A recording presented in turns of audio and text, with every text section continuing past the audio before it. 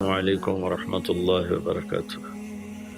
الحمد للہ رب العالمین والصلاة والسلام علی رسولہ الکریم وعلی آلہ وصحبہ اجمعین، اما بعد۔ ذو الحج کا مہینہ ہمارے مبارک مہینوں میں سے ایک مہینہ ہے کہ اس میں اللہ تعالیٰ نے حج اور قربانی، یہ دو بڑے عمل اس میں جمع فرمائے ہیں۔ پوری دنیا سے حجاج کرام اس مہینے میں حج بھی کرتے ہیں اور پھر مینا میں آ کر قربانی کرتے ہیں، اور اللہ تبارک و تعالیٰ نے ان ایام کی قسم اٹھائی ہے، والفجر ولیال عشر والشفع والوتر واللیل اذا یسر هل فی ذلک قسم لذی حجر۔ اور کسی دن کی قسم اللہ نے ایسے نہیں اٹھائی، خاص کر اللہ کو عید کے دن کی قسم اٹھائے یا جمعے کی قسم اٹھائے یا لیلۃ القدر کی قسم اٹھائے، انا انزلناہ فی لیلۃ القدر وما ادراک ما لیلۃ القدر، یہ گفتگو فرمائی، خبر دی۔ لیکن والفجر، مجھے قسم ہے فجر کی، اس سے مراد 10 تاریخ کی صبح، جو 9 کا دن گزار کے حج کا دن ہوتا ہے، اور وہ گزار کے جب 10 کی صبح یعنی قربانی کی جو صبح ہے، اللہ نے والفجر اس کی قسم اٹھائی۔ پھر ولیال عشر، یکم سے 10 ذو الحج کی جو راتیں ہیں ان کی قسم اٹھائی۔ وہ شفع، یہ 10 کے دن کی قسم اٹھائی۔ والوتر، اور یہ اللہ تعالیٰ نے 9 تاریخ کی قسم اٹھائی۔ واللیل اذا یسر، اور یہ 9 اور 10 کی درمیانی رات کی اللہ تعالیٰ نے قسم اٹھائی۔ یہ کسی بھی ٹائم کی، دن کی، مہینے کی، سال کی، اس طرح اللہ تعالیٰ نے خوبصورت انداز میں قسم نہیں اٹھائی جیسی اللہ تبارک و تعالیٰ نے یہ ان 10 دن راتیں، 9 کا دن، 10 کا دن، 10 کی رات، 10 کی صبح۔ اور اللہ کے نبی کا فرمان ہے کہ ان 10 دنوں میں اللہ تعالیٰ کو جتنی عبادت پسند ہے وہ اور کسی دن میں بھی پسند نہیں، اور اس میں کوئی شک نہیں، ان 10 دنوں میں سب سے بڑی عبادت وہ حج ہے، جس کو اللہ تعالیٰ نصیب فرمائے اور جس کے مقدر میں فرمائے۔ حج ان 10 دنوں کی سب سے بڑی عبادت ہے۔ عرفات کی 1 دن کی حاضری وہ 10 لاکھ دن کی حاضری یا 1 لاکھ دن کی عبادت کے برابر ہوتی ہے، اور عرفات کے دن کی حاضری میں اللہ تعالیٰ کا ارشاد ہوتا ہے، میرے بندو آج اتنے گناہ لے کر آؤ، جتنے بارش کے قطرے، جتنے درختوں کے پتے، جتنے ریت کے ذرے، جتنے گردش ایام میں جب سے ٹائم شروع ہوا ہے اس میں بننے والے دن اور رات، اور یہاں کے توبہ کرو، میں سب معاف کروں گا۔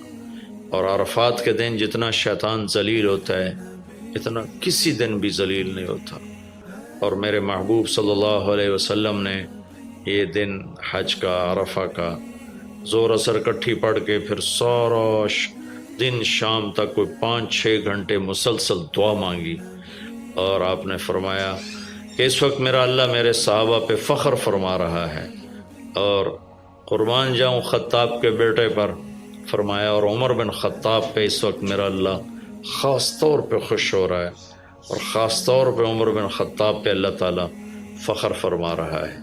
تو ان 10 دنوں میں جسے اللہ حج میسر فرما دے تو اس سے بڑی عبادت کوئی نہیں۔ حج میسر نہیں ہے تو پھر ان 10 دنوں میں نومی کا روزہ رکھنا، ان 10 دنوں میں روزے رکھنا، اس میں نوافل کی کثرت، صدقے کی کثرت، پھر قربانی، یہ سارے اعمال ان 10 دنوں میں انتہائی محبوب ہیں، جنہیں اللہ سعادت دے دے حج کی، بار بار جائیں۔ تابعوا بین الحج والعمرہ، حج عمرہ آگے پیچھے کرو، آگے پیچھے کرو۔ ایک بہت بڑا طبقہ ہے جو یہ کہتا ہے کہ ایک دفعہ فرض ہے اس کے بعد کوئی ضروری نہیں۔ میں کب کہتا ہوں کہ ضروری ہے؟ ضروری نہیں ہے، لیکن ضروری کا مطلب فرض نہیں ہے، لیکن اللہ اس کے رسول کو پسند ہے کہ اس کے گھر بار بار آیا جائے، بار بار حاضری دی جائے۔ اللہ کے نبی کو تو آخر عمر میں جا کے موقع ملا، اس کے بعد آپ دنیا سے تشریف لے گئے۔ اگر آپ اس کے بعد زندہ رہتے تو یقیناً آپ ضرور حج کرتے، چونکہ آپ نے جتنے سال مکہ میں گزارے آپ نے ہر سال حج کی، نبوت کے اعلان سے پہلے بھی اور نبوت کے اعلان کے بعد بھی آپ نے مسلسل حج کی، اور 4 عمرے آپ نے فرمائے زندگی میں پر میں 4 عمر۔ ایک عمرہ مدینہ سے خاص طور پر تشریف لائے جس کو ہم صلح حدیبیہ کہتے ہیں، وہ ہو نہیں سکا لیکن آپ نے وہیں عمرے کا کام پورا کیا، سر مڑائے، احرام کھولے، پھر اگلے سال آپ اس کی قضاء کے لیے تشریف لائے۔ پھر ایک عمرہ آپ نے فتح مکہ کے بعد جعرانہ سے احرام باندھ کے تشریف لائے اور عمرہ کیا، اور ایک عمرہ آپ نے اپنے حج کے ساتھ کیا۔ صدیقی دور میں پہلا سال جنگوں میں گزر گیا، دوسرے سال صدیق اکبر اپنے پورے ساتھیوں کے ساتھ حج پہ تشریف لائے۔ فاروقی دور میں عمر بن خطاب رضی اللہ تعالیٰ 10 سال حکومت کی، 10 سال حج کیا، ہر سال حج پہ تشریف لائے۔ عثمان رضی اللہ تعالیٰ عنہ نے اپنی خلافت کے دور میں جب تک امن رہا ہر سال حج کرتے رہے، جب فساد شروع ہوا تو آپ رکے، اس میں شہید ہو گئے۔ علی رضی اللہ تعالیٰ عنہ کو موقع نہیں ملا، جنگوں میں زندگی گزر گئی اور اسی میں آپ اللہ پاک کی بارگاہ میں پہنچ گئے۔ تو لیکن باقی 3 ساتھیوں کی خلافت کے دور میں آپ نے بکثرت حج اور عمرے کیے۔ تو دین کے کسی عمل کو یوں کہہ کر ہلکا نہیں بنانا چاہیے کہ اس کی کیا ضرورت ہے، اتنا پیسہ خرچ کرتے ہیں، اس کی کیا ضرورت ہے، کسی غریب کو دے دیا جائے۔ یہ اس طرح تقابل نہیں کرنا چاہیے کہ اللہ کے گھر کی حاضری کو اتنا ہلکا نہیں سمجھنا چاہیے۔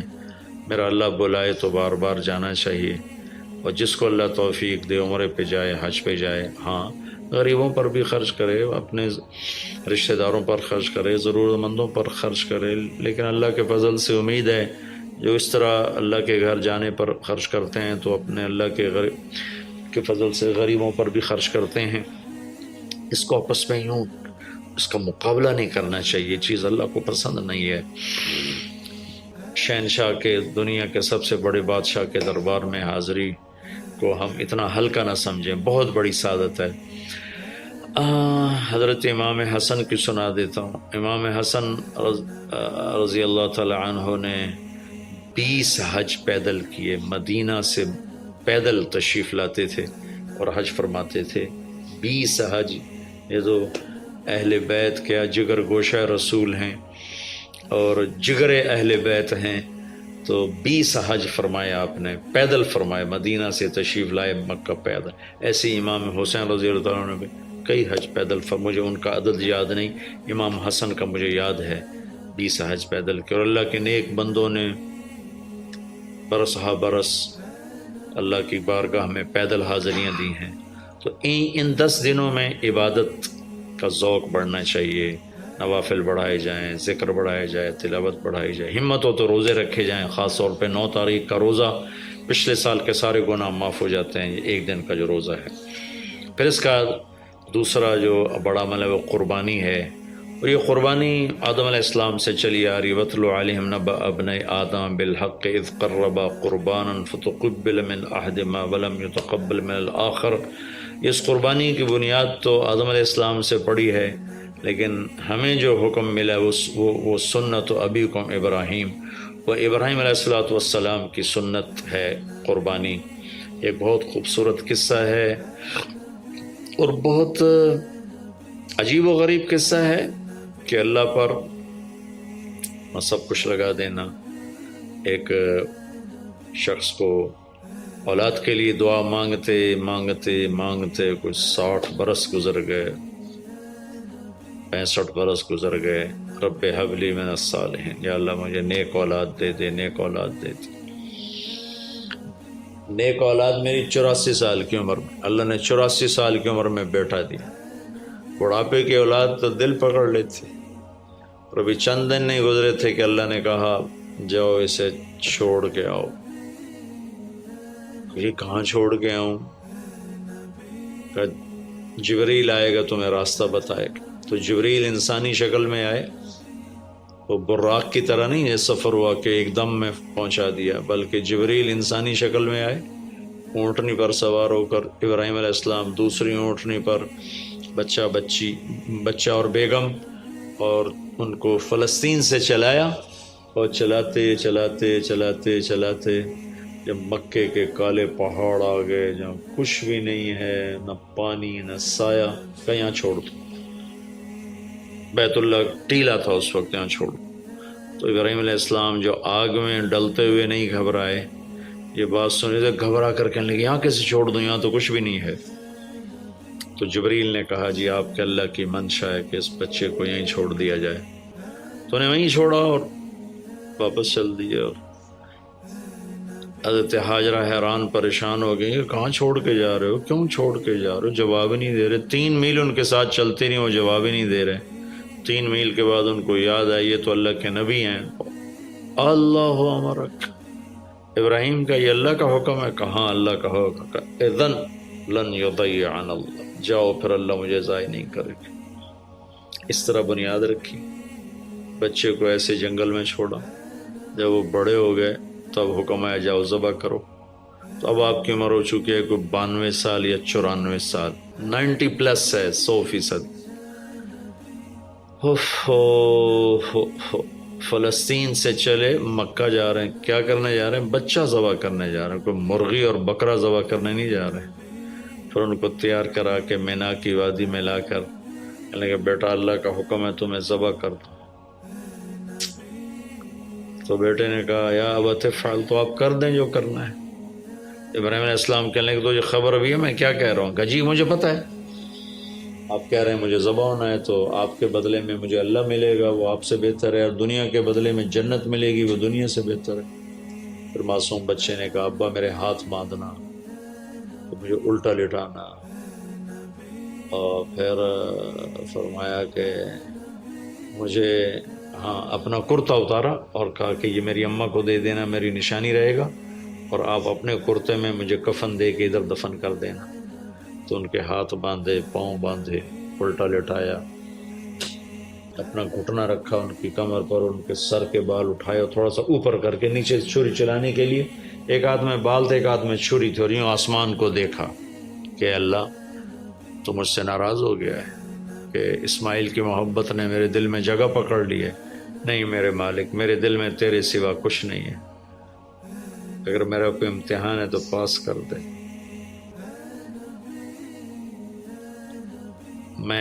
میرے دل میں تیرے سوا کچھ نہیں ہے، اور اگر تم مجھ سے ناراض ہے تو اپنی ناراضگی دور کر دو، چھری چلا دو۔ تو میرے مالک نے اسماعیل کو نکال کر چھترے کو ڈال دیا، چھترا، اور آنکھ کھلی تو آنکھوں پر پٹی تھی، کھولی تو آگے چھترا ذبح تھا۔ نبی پاک صلی اللہ تعالی علیہ وسلم قربانی کے موقع پر 2 چھترے، بکرا نہیں، بھیڑ نہیں، گائے نہیں، بھینس نہیں، 2 چھترے ذبح فرماتے تھے قربانی کے، ایک اپنی طرف سے ایک امت کی طرف سے۔ حج کے موقع پر آپ نے 63 اونٹ ذبح کیے، 63 اونٹ، جو ایک اونٹ میں 7 آدمی ہوتے ہیں، ایک اونٹ میں 7 آدمی ہوتے ہیں۔ تو کچھ 441 42 441 قربانیاں آپ نے کی اپنی طرف سے، اور مالداروں کو پیغام دیا کہ قربانی خوب کرو۔ لیکن ہمارے ملک میں ایک عجب چیز چل گئی ہے، بیل لے لیا، 20 لاکھ کا بیل لے لیا۔ یہ صرف فخر ہے، ریا ہے اور بناوٹ ہے، دکھاوا ہے۔ آپ 20 لاکھ کے بکرے خریدیں تاکہ غریبوں کو گوشت پہنچے۔ 20 لاکھ کا ایک بیل لے کے تو آپ نے کون سا سمجھداری کا، عقل مندی کا کام کیا؟ وہ کراچی مجھے لے گئے منڈی میں، تو 5 لاکھ کے بکرے کھڑے ہوئے، تو میں تو حیران پریشان ہو گئے، بکرے کی قیمت 5 لاکھ۔ تو وہ جو مالدار لوگ ہیں ان میں ایک مقابلہ بن گیا ہے اور ایک فخر بن گیا، جی میں 20 لاکھ دا ذبح کیتا، میں 10 لاکھ دا ذبح کیتا، ہم نے تو بھائی 50 لاکھ کا ذبح کر دیا۔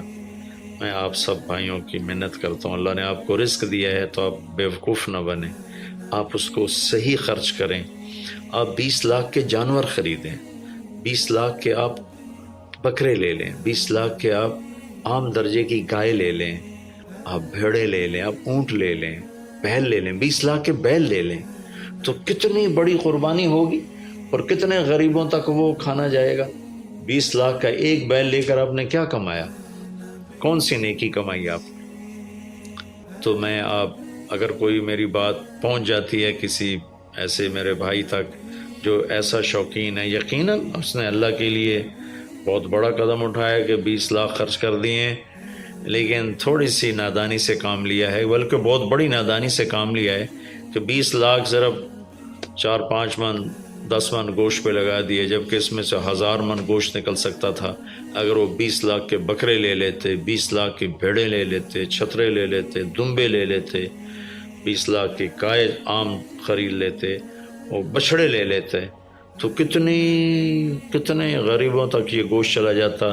تو یہ میرے ملک میں یا خاص طور پر شہروں میں، کراچی میں تو پاگل ہوئے پڑے ہیں لوگ۔